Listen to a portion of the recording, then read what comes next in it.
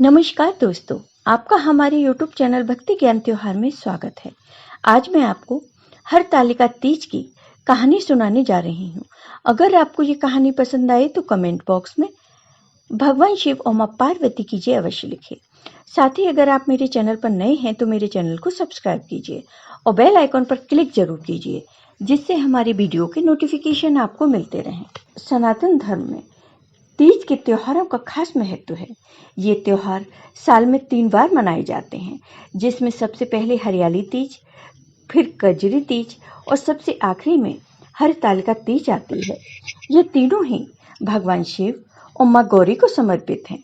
उन्हीं की पूजा अर्चना की जाती है। मान्यता है कि इन व्रतों को रखने से अखंड सौभाग्य का आशीर्वाद मिलता है। भाद्रपद के शुक्ल पक्ष की तृतीया तिथि को हरतालिका तीज मनाई जाती है। इस साल हरतालिका तीज 6 सितंबर को है। हरतालिका तीज का व्रत सुहागिन महिलाएं रखती हैं।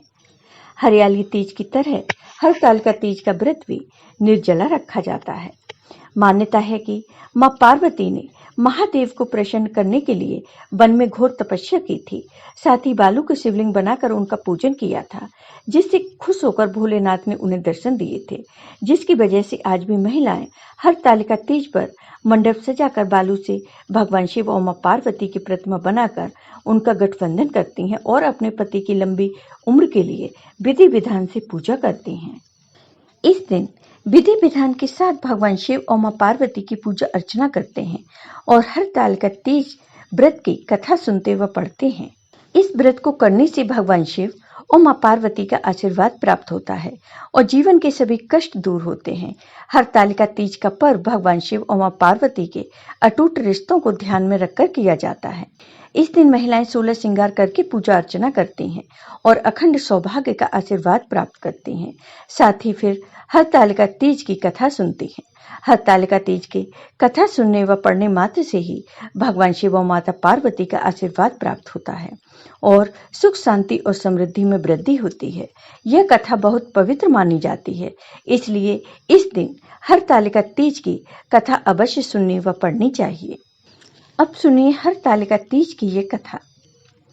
कैलाश पर्वत के सुंदर शिखर पर माता पार्वती ने भगवान शिव से पूछा, हे प्रभु, मुझे आप वह गुप्त से गुप्त बातें बताइए जो सभी के लिए सरल और महान फल देने वाली हैं। हे नाथ, यदि आप मुझसे प्रसन्न हैं तो आप मुझे दर्शन दें। हे जगन्नाथ, आप आदि मध्य और अंत रहित हैं। आपकी माया का कोई पार नहीं है। आपको मैंने किस भांति प्राप्त किया है? कौन सी व्रत, तप या दान के पुण्य फल से आप मुझको वर के रूप में मिले? तब भगवान शिव बोले, हे देवी, मैं आपके सामने उस व्रत के बारे में कहता हूँ जो परम गुप्त है।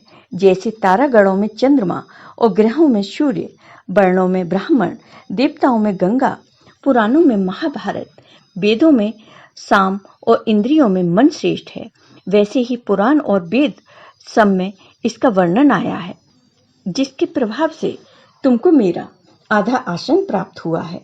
हे देवी, उसी का मैं तुमसे वर्णन करता हूँ, जिसे तुम ध्यान पूर्वक सुनो। भाद्रपद मास के शुक्ल पक्ष की हस्त नक्षत्र के दिन इस व्रत का अनुष्ठान मात्र करने से सभी पाप का नाश हो जाता है।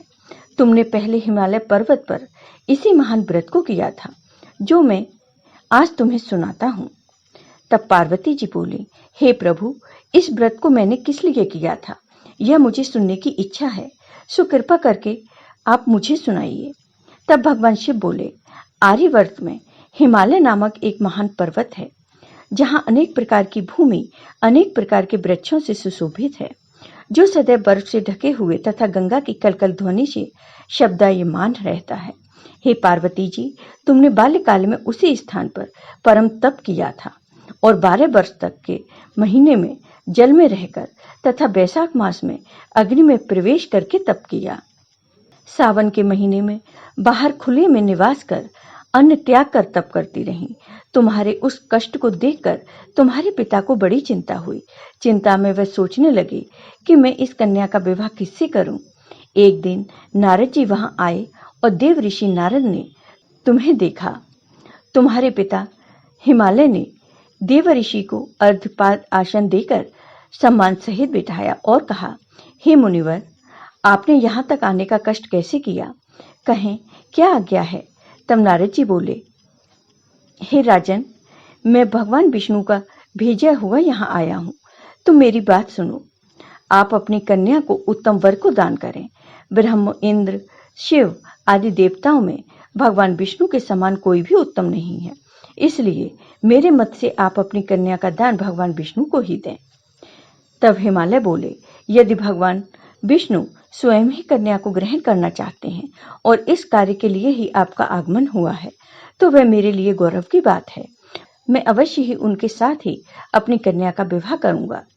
हिमालय का यह आश्वासन सुनते ही देवऋषि नारद जी आकाश में अंतर्ध्यान हो गए और भगवान विष्णु के पास पहुंचे। नारद जी ने हाथ जोड़कर भगवान विष्णु से कहा, प्रभु, आपका विवाह कार्य निश्चित हो गया है। इधर हिमालय ने पार्वती जी से प्रसन्नता पूर्वक कहा, हे पुत्री, मैंने तुमको गरुड़ ध्वज भगवान विष्णु को अर्पण कर दिया है।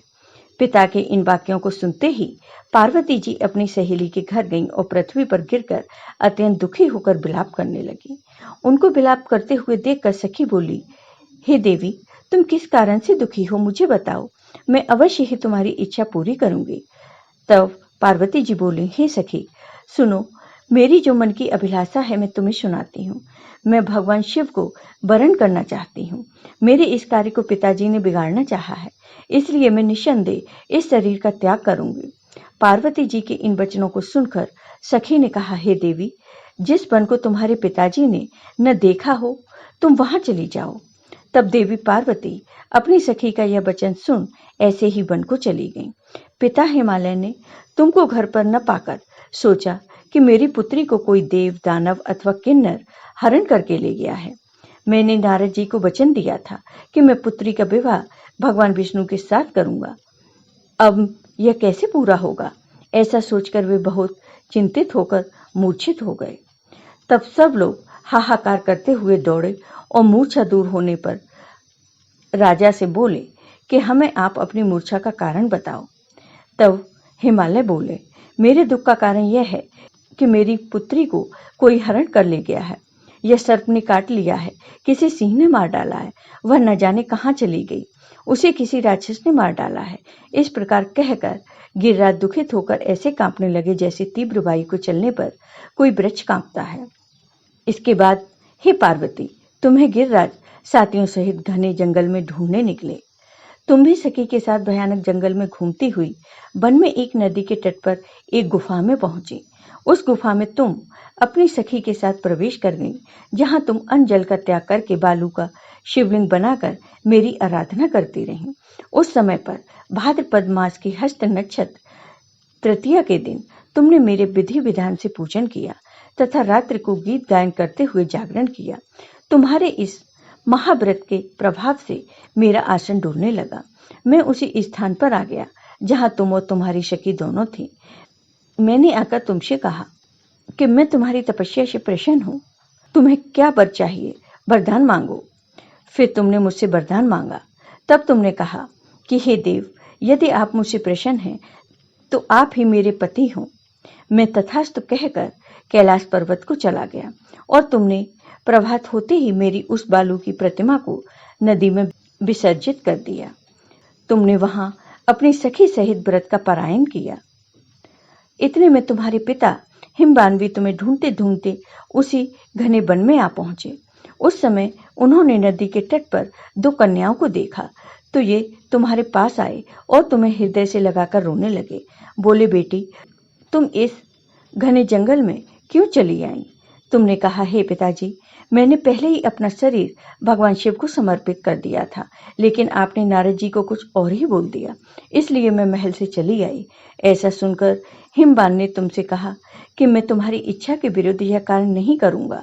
तब वे तुम्हें लेकर घर को आए और तुम्हारा विवाह मेरे साथ कर दिया। हे प्रिय, उसी व्रत के प्रभाव से तुमको मेरा अर्धासन प्राप्त हुआ। इस व्रत राज को मैंने अभी तक किसी के सम्मुख वर्णन नहीं किया। हे देवी, अब मैं तुम्हें यह बताता हूँ कि इस व्रत का यह नाम क्यों पड़ा। तुमको सखी हरण करके ले गई थी, इसलिए इसका नाम हरतालिका पड़ा। पार्वती जी बोले, हे स्वामी, आपने इस व्रत का नाम तो बता दिया, लेकिन मुझे इसकी विधि और फल भी बताइए। इसके करने से किस फल की प्राप्ति होती है?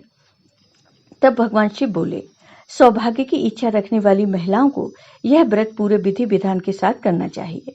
कहा जाता है कि जिस कठोर तपस्या से माता पार्वती ने भगवान शिव को पाया, उसी तरह इस व्रत को करने वाली सभी महिलाओं की सुहाग की उम्र लंबी हो और उनका वैवाहिक जीवन खुशहाल रहे।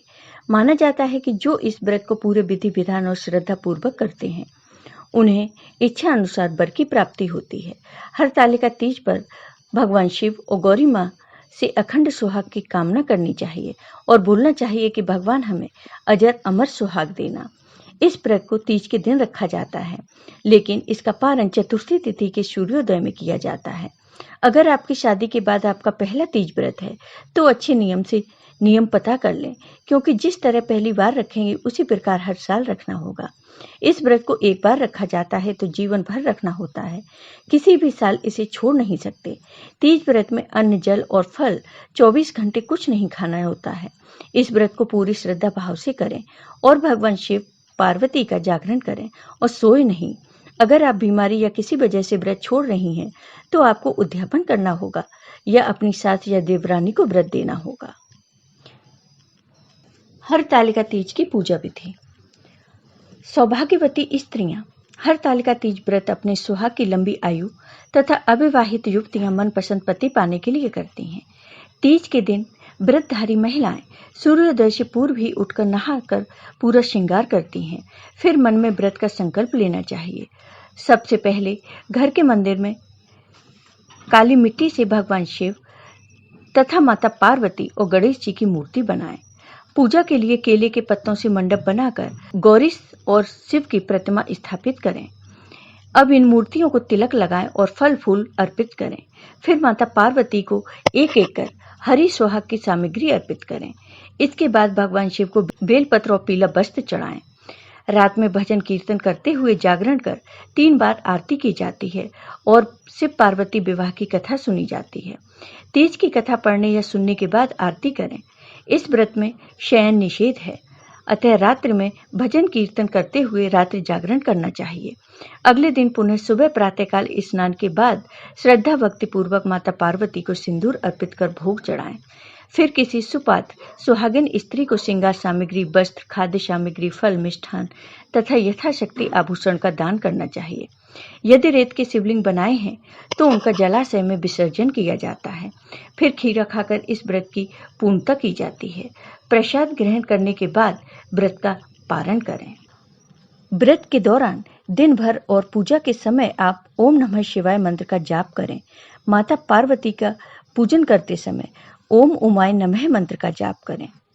जय हो भगवान शिव की, जय हो माता पार्वती की। आपको ये वीडियो पसंद आया हो तो कमेंट बॉक्स में कमेंट करके जरूर बताइए। साथ ही मेरे वीडियो को ज़्यादा से ज़्यादा शेयर करिए। धन्यवाद दोस्तों।